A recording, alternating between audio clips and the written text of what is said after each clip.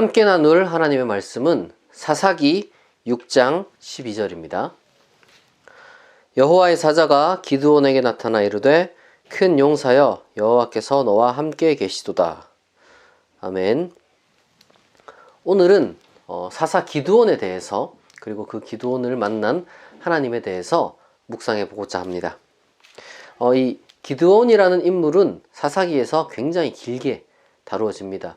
사사기 전체가 21장으로 구성되어 있고 또 앞에는 서론, 뒤에는 또 뭐 에필로그 이런 것들이 있어요. 근데 이제 그런 것들을 제외하고 나면은 사실 20장이 안 되는데 기드온 이야기가 6장, 7장, 8장 이 3장에 걸쳐서 아주 길게 있습니다. 그러니까 굉장히 이 사사 기드온이 중요하게 다루어지고 있다는 것을 알 수 있습니다. 실제로 그리고 8장에서 또 끝나는 게 아니라 이 기드온의 집안 이야기가 또 다른 사사들과는 달리 9장에서도 이어지는 것을 볼 때 굉장히 독특한 그러한 사사다라고 우리가 할 수 있겠죠. 이 기드온 이야기는 하나님께 부름을 받기 전, 그리고 하나님께 부름을 받는 순간, 그리고 이제 그 사사를 통해서 이 전쟁이 진행되는 순간, 그리고 전쟁 이후의 순간, 이런 식으로 꽤나 여러 가지 많은 에피소드들이 이렇게 이어져 있습니다. 이 전쟁 이전과 전쟁 중의 기드온에게서는 사실 배울 것이 있지만 전쟁 이후의 기드온에게서는 배울 것이 없는 그러한 조금은 독특한 또 구조를 가지고 있다는 것을 미리 말씀을 드리겠습니다. 기드온의 이름부터 이야기를 좀 해야 될 것 같은데요. 이 기드온이라는 사람의 본명은 여룻바알입니다. 여룻바알. 이 사사기 6장 32절에 보면은 이 여룻바알이라는 그 이름이 마치 별명처럼 나와요. 그러니까 이제 기드온이라는 그 이름이 원래 이름인데 이 사람이 이제 자기 집안에 있는 그 바알 제단을 허물어 버린 사건을 통해서 이제 뭐 그 별명처럼 이제 여룻바알이라는 그러한 별명이 붙은 것처럼 이야기를 하지만 사실 이 성경 내의 그러한 그 어원이라든지 이런 설명들은 대체적으로 조금은 실질적인 언어학적인 혹은 어원학적인 근거가 있는 것이 아니라 후대에 신학적인 편집을 거친 그런 것이라고 보면 됩니다.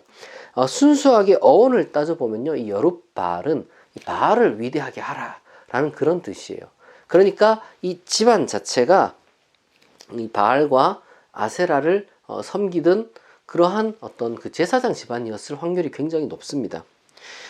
그리고 그에 비해서 이 기드온이라는 것 자체가 뭐 허무는 자 혹은 뭐 제거하는 자, 뭐 때로는 약간 이게 응용이 돼서 이제 뭐 벌목꾼 뭐 이런 식으로 그런 뜻을 가지고 있습니다. 그러니까 바알 제단을 허문 자라는 뜻이 이제 기드온이 되는 거예요. 말하자면 아마도 그 집안의 어떤 그 환경이나 이런 전후 사정을 볼 때 여룻바알이 본명이고 기드온이 이 별명이었을 겁니다.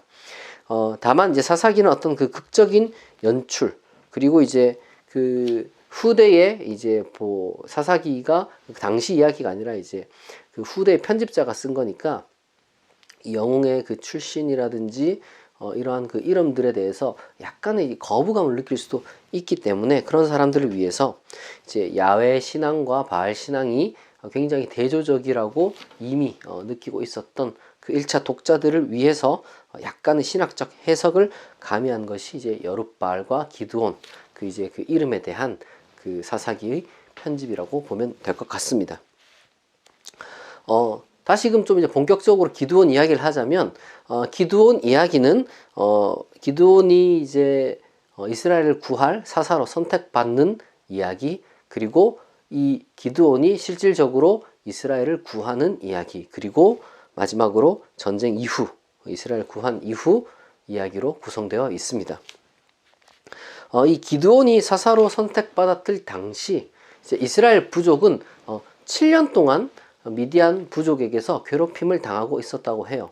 이 미디안 부족이 얼마나 악랄했는지 농사를 지으면은 이제 추수할 때쯤 되면 와서 다 뺏어가고, 그리고 막 가축도 기르고 있는데 그것도 다 뺏어가고, 그리고 뭐 사람 죽이는 것도 서슴지 않는 그런 침략을 7년이나 하니까 사람들이 도무지 이렇게 대놓고 마을을 이루고 거대하게 살 수가 없어가지고 산으로 피하고 동굴로 피하고 아니면 여기저기 흩어져가지고 정말 힘겹게 근근히 살아가고 있었다고 합니다. 그렇게 막 숨어가지고 괴롭게 겨우겨우 이제 조금씩 작은 마을들 이루고 살았던 그게 이제 한 7년 이어지고 있었는데, 당연히 이제 기드온도 그러한 이스라엘 부족 중 하나였어요. 므낫세 지파 중에 이제 이 기드온이 속해 있었다고 합니다. 이 기드온이 집안에서도 딱히 막 그렇게 두드러진 역할을 하지 않았던 것 같아요.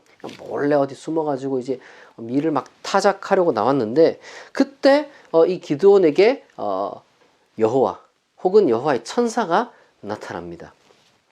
그리고 미디안으로부터 너는 이제 큰 용사다. 네가 너희 부족을 미디안으로부터 구출해라. 뭐 이런 식의 이야기를 들어요.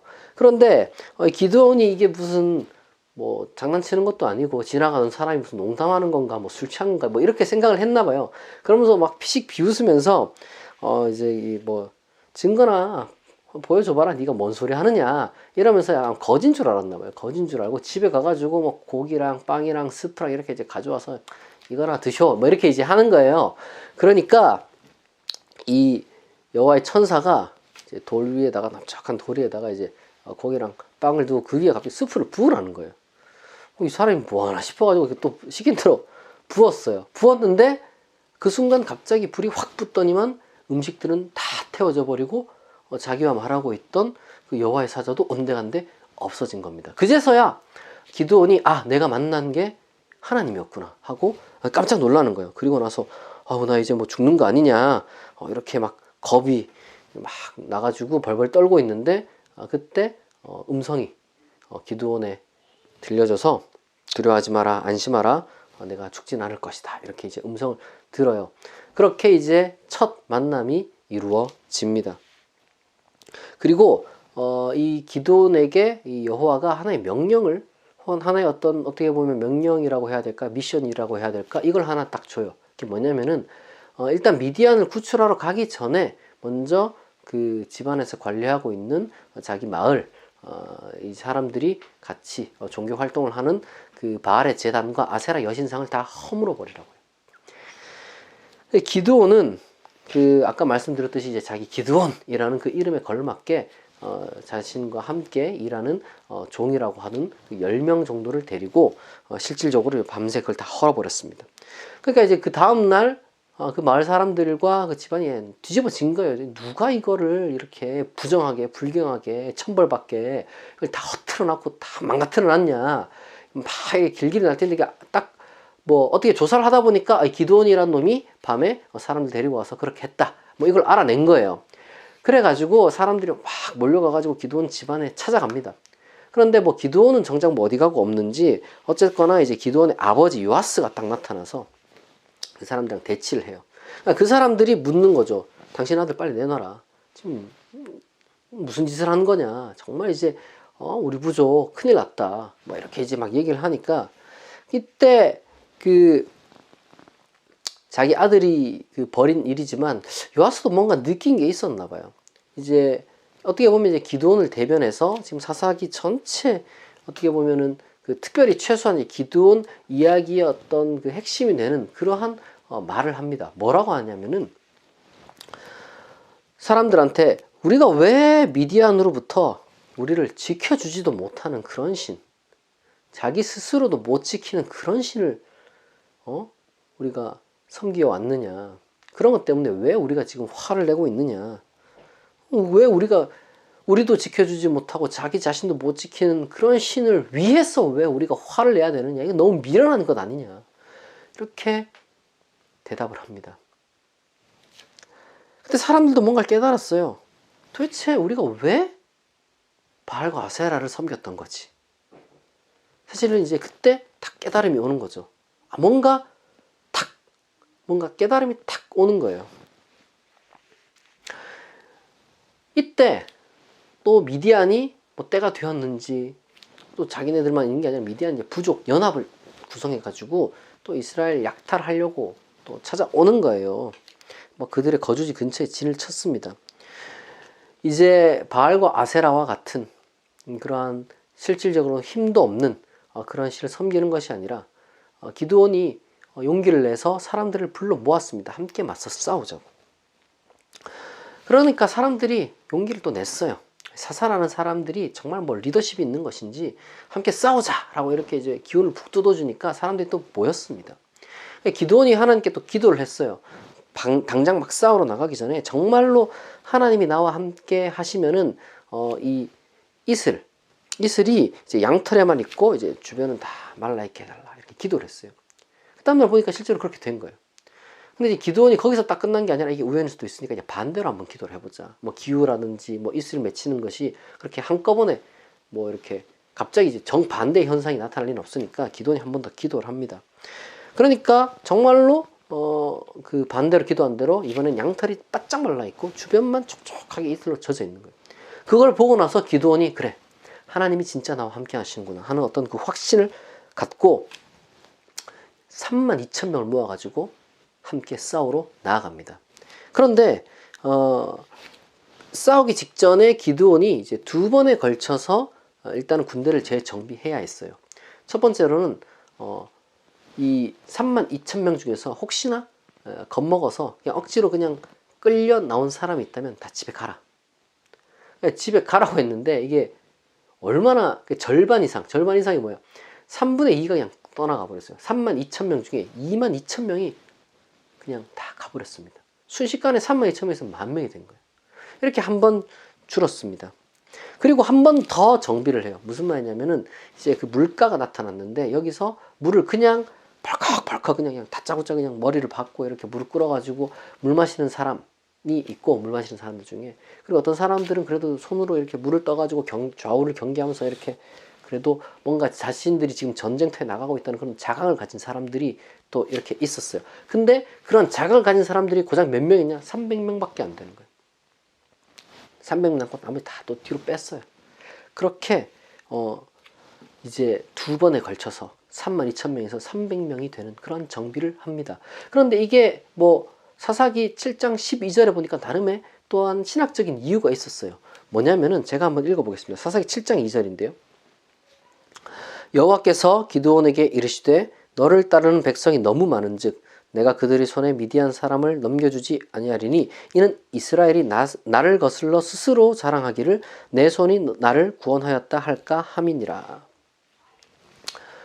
혹시나 이제 어떤 그 이스라엘이 아주 교만하게 될까봐 뭐 그런 식으로 정비가 이루어졌다 뭐 이런 식의 신학적인 해석이 여기에 뭐 분명히 등장을 합니다.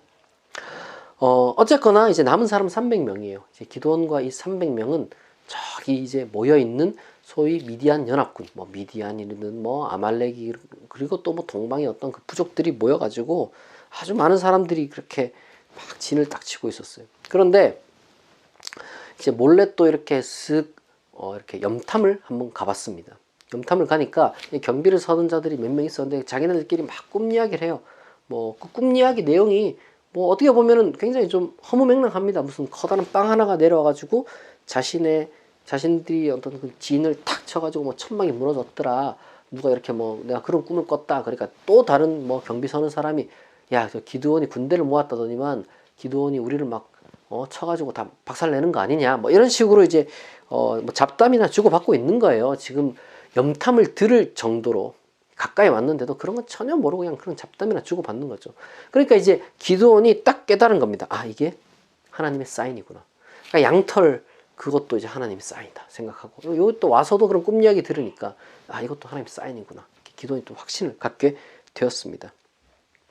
사실 그런 꿈 이야기가 뭐랄까 여러 가지 많은 좀 해석이 가능해요. 당연히 이제 어떤 그 성경 이야기 속에서는 어떤 그 예언자적인 그러한 기능을 하지만은 아마도 동시에 실제로 그들이 무슨 꿈 이야기를 하면서 아, 기드온한테 우리가 지는 거 아니야 뭐 이러한 생각을 했을 리가 없겠죠. 오히려 그것이 보여주는 것은 경비가 형편없고 매너리즘에 빠져 있고 뭐 거기다가 뭐 위기의식 같은 것도 전혀 없는 그러한 모습을 또한 단편적으로 보여주는 것이기도 합니다. 그 미디안 연합 부족이. 왜냐하면 뭐 그냥 약탈하는 그러한 어떤 무리들 모임이니까 제대로 된 군대는 아니니까요. 어쨌든 이제 그것을 보고 기드온이 이제 나름의 어떤 작전을 딱 떠올리게 돼요. 그게 뭐냐면은 단순히 이제 칼만 들고 300명이 뭐 진격하는 것이 아니라 횃불, 항아리, 나팔을 들고 기습을 펼치는 겁니다. 불을 붙이는 거죠. 이제 일단은 갑자기 한밤중에 300명 훅 가가지고 텐트에 막 불을 다 붙이고 그냥 항아리 몇 개를 팍팍 깨고 깜짝 놀랄 거예요. 막 땅땅 깨고 그리고 나팔도 팍 부는 거예요. 그러니까 막 불나지 막 시끄럽지. 그리고 또 막 그 혼란 중에 이제 게릴라전을 펼치면서 이렇게 막 칼을 휘두르지. 그러니까 이게 정신이 없는 거죠. 왜냐하면 그 사람들도 연합을 그냥 대충 약탈하기 위해서 모였으니까 누가 누구 편인지 피아식별도 제대로 안 되는 그런 엉터리 어떤 부대란 말이에요. 부대라고 하기에도 좀 부끄러운 그 약탈물이란 말이에요. 그러니까 기드온의 300명처럼 제대로 된 어떤 그런 어떤 전쟁을 치르겠다는 마음 자세가 전혀 되어 있지 않은 그런 무리들 속에서 그렇게 휘젓고 다니니까 완전 그 미디안 연합군이 엉망진창이 되어버린 거죠. 혼란에 빠지게 된 거예요. 그래서 혼비백산에서 그들이 막 흩어집니다. 그리고 정확하게 말하자면 이 기드온의 300 그 소위 용사들은 그냥 돌격, 습격 부대였지 그게 전부가 아니었어요.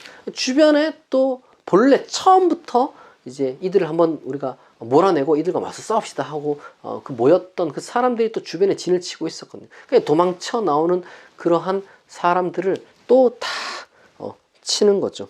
이스라엘 부족 연합이 다 그냥 돌아간 게 아니라 그런 식으로 이제 부대가 나뉘어졌다라고 보는 것이 더 정확한 거죠. 성경에 우리가 읽어보면은. 실제로 그 미디안 부족들을 이제 모은 사람들 중에 이제 제일 그 어떻게 보면 이제 그 핵심 지휘자가 누구냐면 이제 오렙과 스엡인데 이제 그 오렙과 스엡을 잡은 것이 기드온의 300용사가 아니에요. 그 기드온의 300용사는 그들의 진을 쳤고 그렇게 이제 두 미디안의 어떤 소위 말해서 군대 장관이라고 할 수 있는 그 두 명 오렙과 스엡을 잡은 것은 진치고 있던 이스라엘 연합 부족이었습니다.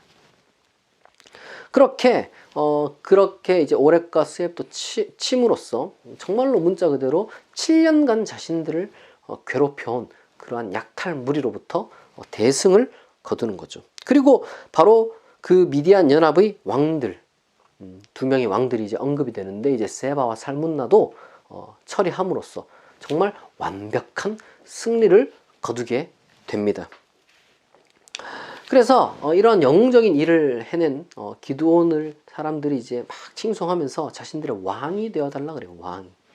근데 이제 뭐 그러한 어떤 왕이 되어달라는 이스라엘 부족 연합의 요청은 뭐 기드온이 거부를 했어요. 제가 봤을 때 뭐 그건 잘한 것 같습니다. 그런데 문제는 그런 어떤 왕의 지위만 거절했지 기드온이 뭔가 욕심이 생기고 막 그랬던 것 같아요. 얼마나 이 기드온이 이제 전쟁 이후에 망가졌는지 이 무력과 세욕에 빠졌어요. 돈을 그렇게 이제 요구했습니다. 엄청난 양의 금을 이제 기드온이 가져갔어요.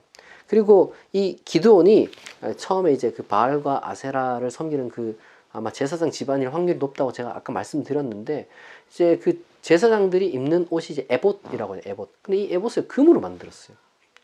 에봇을 금으로 만들 이유가 하나도 없거든요. 근데 그 에봇을 화려하게 막 이제 금으로 탁 만들어 가지고 그게 이제 나중에 성경에 보니까 이제 그 집안의 올무가 됐다 그래요. 그리고 이제 수십 명의 아내를 둡니다. 색에 빠진 거죠. 색. 돈이랑 색에 빠지니까 그러니까 아들만 이제 70명, 아들만 70명. 그러니까 이제 엉망진창이 되는 거예요, 집안이. 거기다가 제일 중요한 것은 이렇게 이스라엘 자기 자신을 불러주고 큰 승리를 안겨주고 이스라엘을 구하도록 역사하신 그 여호와 하나님에 대한 기억을 전혀 사람들에게 전달하지 않았습니다. 그래서 기드온이 죽은 뒤에는 이스라엘은 아무도 여호와를 기억하지 못했고 기드온이 쳐냈던 바알을 섬기는 것으로 다시 돌아갔어요.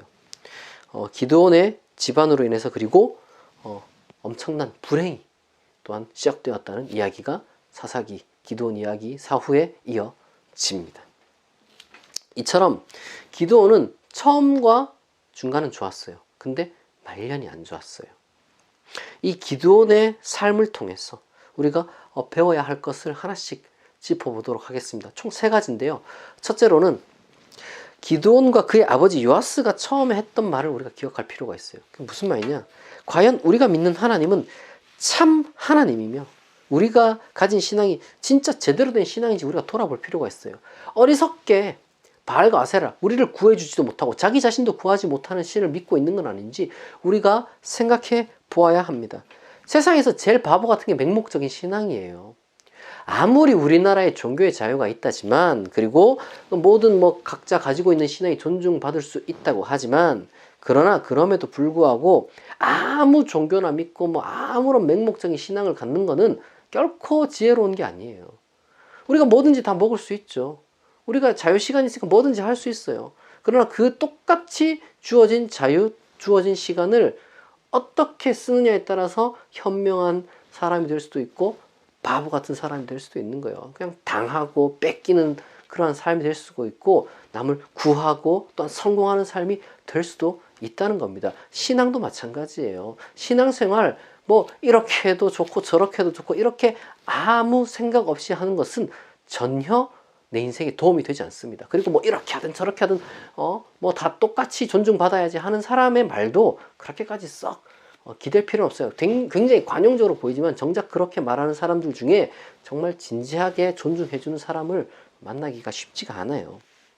그냥 어떻게 보면은 비웃는 그런 사람도 있어요.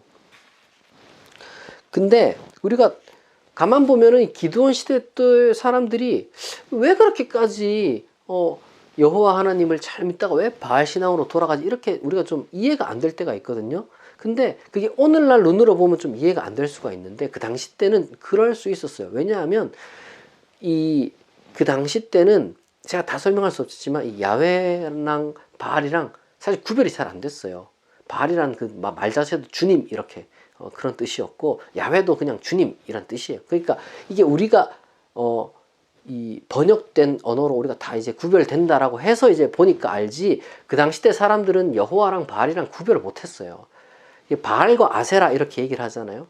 그 어떤 또 이제 고고학적인 그런 거 보면 여호와와 아세라 이렇게 돼 있어요. 그러니까 어떤 때는 이제 아세라가 이제 바알의 아내라고 하기도 하고, 어떤 때는 이제 아세라가 여호와의 아내라고 되어 있기도 해요. 그러니까 그만큼 사람들 사이에서 구별이 잘 안 이루어졌다는 겁니다.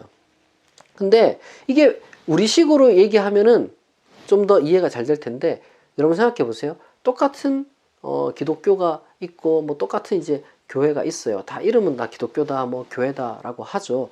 근데 그렇다고 해도 어떻게 다 같은 기독교고 어떻게 다 같은 교회겠어요? 달라요. 단순히 이게 무슨 장로교, 감리교, 가톨릭, 성공회, 순복음 이런 식으로 다른 게 아니에요. 그거랑 전혀 다른 차원의 어떤 그러한 차이점이 있는데도 불구하고 사람들은 그냥 똑같은 교회다라고 생각하고 아무 생각 없이 당기는 거죠. 정말 제가 봤을 때 오늘날 한국 교회는 좀 이름만 같지 다 달라요. 이 교회 다르고 저 교회 다른 게 정말 하늘과 땅 차이로 달라요. 어쩜 이렇게까지 다르지 싶을 정도로 달라요. 중요한 건 여러분은 과연 제대로 된 신앙생활을 하고 있는가 되돌아보아야 된다는 겁니다. 이성을 사용하고 합리적으로 생각을 해봐야 돼요. 이 기드온과 기드온의 아버지 요아스가 낸 그 기준이 얼마나 합리적입니까? 우리 자신을 지켜주지도 못하고 자기 스스로도 못 지키는 신을 위해서 왜 우리가 화를 내야 되냐 이거예요. 정말 여러분이 다니고 있는 교회, 여러분이 그리고 이제 신뢰하고 있는 목사가 정말, 그리고 여러분들이 이제 하고 있는 신앙생활이 정말 제대로 된 것인지 한 번도 의심하지 않았다면 여러분 그건 너무 위험한 겁니다. 정말 올바르고 건강한지, 그것도 이성을 활용해서 합리적으로 여러분들이 따지지 않는다면 실질적으로 여러분들이 누르고 있는 온갖 힘들로부터 해방될 수가 없어요. 왜냐하면 여러분, 참된 종교와 신앙은 우리를 억누른 온갖 힘들을 극복하게 만들어 주는 거예요. 그렇게 정말 우리를 억누르는 모든 것들, 그런 것들을 극복시켜주지 못하는 그 믿음은, 그 신앙은, 그 종교는 진짜가 아니라고 감히 제가 말씀드리도록 하겠습니다. 참된 신앙을 가진 사람들은요, 그런 것들에 이제 그런 억눌리는 힘들에 결코 자기 스스로가 짓눌리지 않습니다. 오히려 그러한 그 힘들과 맞서 싸울 수 있죠. 맞서 싸울 수 있는 힘이 참된 믿음으로부터 참된 하나님으로부터, 참된 신앙으로부터, 참된 종교로부터 주어지는 거예요. 두 번째로는 이 기드온의 전쟁 과정도 맹목적이지 않았어요. 물론 기드온이 기도했죠. 물론 기드온은 왜 상충되는 그런 두 가지를 다 했잖아요. 뭐 하루는 뭐 양털만 적게 해달라. 그 다음날은 또 그냥 양털은 그냥 바싹 마르게 해달라. 그러니까 이 기도를 했어요. 자기 나름대로. 완전히 그냥 누가 봐도 어떻게 보면 억지스러운 기도를 했죠. 그러나 그렇게 기도만 하고 그냥 아무 생각 없이 돌진한 게 아니란 말이에요. 기도도 하고 정말 누구보다도 신중하게 계획을 세워가지고 전쟁을 수행했습니다. 이 두 가지가 상충되는 게 아니라는 걸 여러분이 기억해야 돼요. 기도하는 것이랑 계획을 세우는 것이랑 양립 가능한 겁니다.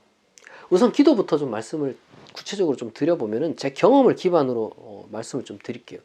기도를 하면요, 여러 가지 많은 것들이 있지만 지금 뭐 기도원의 이야기에 좀 맞춰서 말씀드리면 타이밍이라는 게 딱 이때구나 하는 걸 알게 됩니다. 무슨 말이냐? 기도를 하게 되면 인생에 있어서 뭔가 중요한 순간에 뭐 어떻게 해야 될지 참 혼란이 많이 와요. 왜? 우리가 뭐 미래를 모르니까. 근데 이제 기도를 하게 되면은 딱 하나님이 내 마음에 주시는 그런 게 있어요. 이때는 직진이다. 뭐 아니면 뭐 이때는 잠깐 스탑이다. 아니면 이때는 뭐 우회해야 된다. 아니면 이때는 유턴해야 된다. 이런 것들이 딱 기도하면은 타이밍이라는 게 그런 게 딱 느껴집니다. 기도 자체라는 것이 다 어떻게 보면은 뭐 말로 하는 거잖아요. 이제 기도를 그냥 아무 말도 안 하고 묵상기도 하는 것도 있지만 기본적으로 기도라는 것이 하나님 내가 뭐 이런 일이 있는데 어떻게 해야 되냐 이렇게 뭐 정말 어떻게 보면 신세한산 비슷하게 하잖아요. 우리가 그렇게 이제 기도를 막 이렇게 말로 하는데 이 말로 하는 기도에는 자가 진단도 포함되고 거기다가 뭐 위로와 용기와 때로는 여러 가지 많은 어떤 뭐 포기하는 그런 포기할 수밖에 없는 그 순간에도 정말 이 절망이 아니라 그냥 뭐랄까 용기 있게 포기할 수 있게 되는 그런 어떤 그 심리적인 안정 효과도 다 주죠. 그러나 그러한 것들을 단순히 이제 뭐 기도다라고 제가 얘기를 하는 게 아니에요. 그런 것들을 포함하고 있다는 거죠. 기도는 그리고 그러한 것들을 포함할 뿐만 아니라 그러한 것들을 물론 넘어서는 분명한 어떤 그 응답과 확신이 있습니다. 이건 기도한 사람만이 공감할 수 있는 내용이라고 생각을 해요. 그러니까 여러분 기도하셔야 돼요. 기도를 하면은 하나님이 응답을 다 주세요. 근데 이렇게 하나님이 주신 응답은 마냥 신비적인 게 아니라 아주 그냥 뭐랄까 총체적으로 다가와요. 우리의 지성과 우리의 정서 그리고 우리의 환경 이 모든 것들이 종합적으로 하나님으로부터 위로를 받고 또 나가야 할 방향을 하나님께서 알려주시고 우리 마음 가운데 확신을 주시고 우리를 붙들어 주시는 그런 놀라운 역사가 기도를 통해서 이루어지는 겁니다. 기도를 하면은 다 공감을 할 거예요. 그리고 동시에 제가 말씀드렸던 것처럼 기도는 그냥 맹목적으로 기도만 하고 오케이 직진 이렇게 한 게 아니에요. 기도를 해서 직진해야겠다. 정말 하나님의 이름으로 내가 전쟁을 수행해야겠다라고 했지만 그냥 막 간 게 아니라 그렇다면 내가 어떻게 해야 될까? 구체적으로 작전을 세우고 한 걸음 한 걸음 신중하게 나아갔습니다. 기도원이 먼저 사람을 모았잖아요. 어쨌든 뭐 하나님 날 쓰시겠지 하고 혼자 막 이렇게 무슨 직진한 게 아니잖아요. 사람들을 모았잖아요. 전쟁을 하면 사람을 모아야 되니까. 그리고 이제 또 기습 작전을 위해서 소위 말해서 이제 아까 300명처럼 사기를 막 떨어뜨려 가지고 이 본진을 완전히 그냥 혼란에 빠뜨릴 그런 용기 있고 아주 일사불란하게 움직일 사람, 그러니까 전쟁의 기본적인 어떤 그 자세가 되어 있는 사람, 이렇게 아까 얘기했듯이 물을 그냥 먹는 게 아니라 손으로 떠가지고 좌우를 살펴보면서 경계하면서 먹는 그런 사람들을 또 구별해야 했죠. 그 겁쟁이들은 그렇게 못해요. 그리고 이런 것들이 안 되는 사람은 뭐 시켜도 잘 하지도 못해요. 그러니까 전문가를 딱 구별하는 거예요.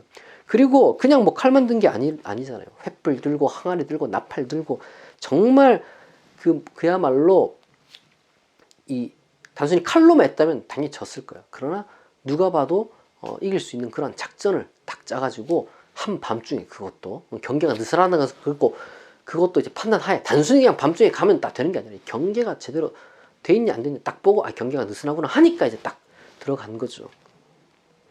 그리고 또 제가 뭐 오늘 설교가 이제 워낙 이제 내용이 6장부터 8장까지 기니까 뭐 다 얘기 못했지만 8장 초에 보면은 약간 이 연합군, 이스라엘 연합군의 약간 그 뭐랄까 분열의 조짐이 있었어요. 막 이렇게 누가 더 잘났냐 이러면서 뭐 괜히 별거 아닌 걸로 이렇게 그 내부 분열이 일어날 뻔했는데 기드온이 아주 지혜롭게 그것도 정말 사람을 상대방들을 이 고생한 사람들 높여주면서 이제 분열되지 않도록 능숙한 리더십을 잘 발휘했습니다. 하나님은요 그렇게 기도하는 사람 그리고 또 기도만 했다고 맹목적으로 그냥 달려가는 사람이 아니라 또 신중하게 계획하고 합리적인 이성을 사용하는 사람을 쓰십니다. 이 두 가지가 다 갖춰져야 돼요. 하나님이 쓰신다는 말은 기도만 하는 사람만 이야기를 하는 것도 아니고 단순히 또 머리만 쓰는 사람만 이야기를 하는 것도 아니에요. 두 개 다 균형 있게 갖춘 사람을 하나님이 쓰신다는 것을 여러분 꼭 기억하셔야 됩니다. 그리고 마지막으로 셋째, 어쨌거나 슬프지만 기드온의 말년은 너무 못났어요.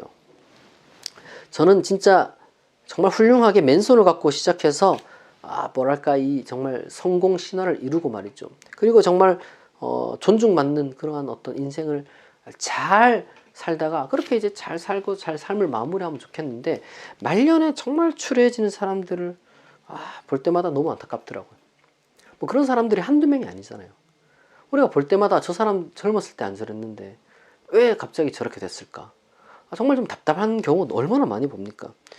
진짜 왜 그런지 저도 잘 모르겠어요.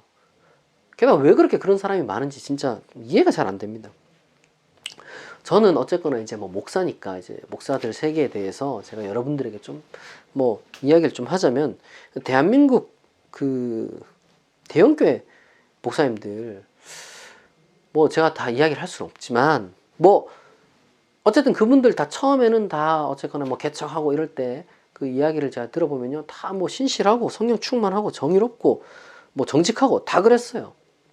제가 뭐 누군지 구체적으로 이름을 밝히긴 좀 그렇지만 지금도 엄청나 큰 교회 이제 지금 현재 원로 목사고 이름만 대면은 적어도 이제 기독교인이라면 누구나 다 아는 그런 원로 목사님인데 이제 그분이 이제 초기에 이제 개척을 해서 이제 교회를 엄청 크게 키워가지고 지금 현재 원로 목사 된 분이 있어요. 근데 그분이 개척 초기에 같이 이제 개척 멤버로 활동했던 권사님 한 분을 제가 안단 말이에요. 근데 그 권사님이 언젠가 이제 무슨 얘기를 했냐 그러면 초기에 개척할 때는 세상에 왜 같이 개척하는데 멤버가 됐냐면 그렇게 청렴하고 그렇게 기도 열심히 하고 그렇게 순수하게 하나님 나라 꿈꾸던 목사가 없었다는 거예요. 그래서 개척교회 멤버로 같이 간 거예요. 막말로 개척교회 멤버 된다는 게 뭐 돈이 있는 것도 아니고 교회 뭐 그렇다고 사람 있는 것도 뭐 그리고 또 뭐 막말로 개척교회 뭐가 재밌습니까? 재미도 하나도 없지. 근데도 개척 그 멤버가 됐다는 건 뭐예요? 그래도 이 목사님은 다른 목사님들과 달리 좀 훌륭한 사람이다. 정말 이분과 함께라면은 내 삶을 바쳐서라도 뭔가 이 사회의 빛과 소금이 될 수 있는 정말 훌륭한 교회를 세울 수 있겠구나. 뭐 이러한 좀 뭐랄까 그런 벅찬 그런 희망이 있지 않았겠어요? 그래서 이제 함께를 했는데 교회가 막 엄청 컸어요. 엄청 크고 막 건물도 막 짓고 뭐 거기다가 뭐 교회 예산이 얼마나 많은지 뭐 말도 못. 그렇게 잘 됐는데 빛과 소금이 되는 게 아니라 갈수록 추레한 모습만 보여줬다는 거예요. 온갖 구설수에 오르고 뭐 실제로 뭐 형법상으로도 나쁜 짓 저지르고 도무지 뭐 윤리적으로나 일반 상식적으로 이해되지 않는 일들도 뭐 몇 가지나 했다는 거예요. 공식적으로 드러난 것만 뭐 드러나지 않은 건 말할 것도 없고. 사람이 참 그래요. 이 좋은 모습은 너무 쉽게 변하고 나쁜 모습은 또 쉽게 안 없어져요. 사람이라는 게 그래요.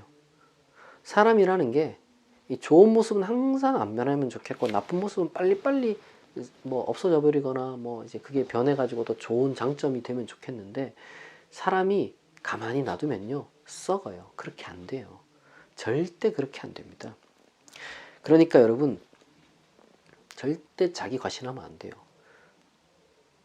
이 어떻게 보면 기드온이 빠진 게 되게 원초적인 거예요. 돈 욕심, 여자 욕심, 굉장히 원초적인 거예요. 원초적인 거. 그런데 뭐 그것뿐이겠습니까? 뭐 사회적인 어떤 그 명예욕이라든지, 뭐 그리고 여러 가지 우리가 또 뭐 일일이 다 나열하지 못하는 그런 어떤 그 뭐 신앙적인 차원에서의 죄들도 많이 있겠죠. 사람이 죄와 싸우지 않고 자기 자신을 과시하면요, 그렇게 크게 쓴 기드온이라 할지라도 하나님 앞에서 그냥 바로 그냥 그렇게 이제 천하의 몹쓸 죄인이 되어 버리는 거예요. 여러분, 뭐 하나님 기도를 안 쓴 게 아니잖아요. 쓰셔도 그렇게 크게 쓰신 그런 역사가 없습니다. 기드온 같은 그런 놀라운 그런 300명을 가지고 연합군을 이겨낸 그런 역사가 어디 있어요. 그런데 하나님이 그렇게 쓰신 기드온도 말년에는 자기가 떠나버리니까 그냥 그렇게 돼버리는 거예요. 우리가 그런 사람이 되면 안 돼요. 이 사람이 이 신앙생활 이렇게 한창 자기가 이제 정말 잘하고 또 사회생활도 잘하면요, 잘 나가요. 정말 세상에 자기가 제일 의로운 것 같고 자기가 제일 뭔가 지혜로운 것 같은 뭐 그런 때가 딱 찾아올 때가 있어요. 잘 나갈 때. 근데 여러분, 그때 제일 위험한 게 뭐냐면은 자기 비판이 안 돼요. 남들 막 지적하고, 남들 어리석은 거 지적하고, 남들 믿음 안 좋은 거 지적하고, 세상 천지 왜 이렇게 어리석은 사람, 왜 이렇게 신앙이 이상한 사람, 왜 이렇게 못된 사람이 많을까, 뭐 이렇게 막 사람들이 비판할 수 있는 그런 때가 있어요. 왜냐면 내가 잘 나가니까. 나는 되게 막 지혜로운 것 같고, 나는 되게 막 좋은 신앙을 가진 것 같고, 막 그렇단 말이야. 그러니까 남들 안 좋은 것만 눈에 보이는 거야. 그때 여러분, 제일 경계해야 되는 게 뭐냐? 자기 비판이 안 되면은 여러분 경계해야 돼. 내가 어느 순간 내가 죄와 싸우고 있는 모습이 나한테 없다. 항상 내가 뭔가 정죄만 하고 있고 비판만 하고 있고 뭔가 사회가 다 썩은 것만 같고 뭐 이런 식으로만 하고 있다.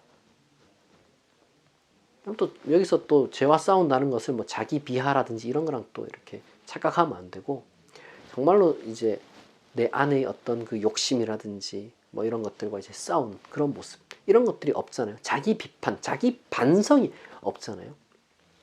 그러면요, 정말 순식간에 기도원처럼 타락해 버리는 거예요. 여러분, 우리가 기도원의 좋은 모습만 우리가 받아들이고, 기도원의 나쁜 모습은 반면 교사로 삼아서 정말로 하나님과 동행하면서 승리하는 그러한 인생을 사시기를 진심으로 축복합니다.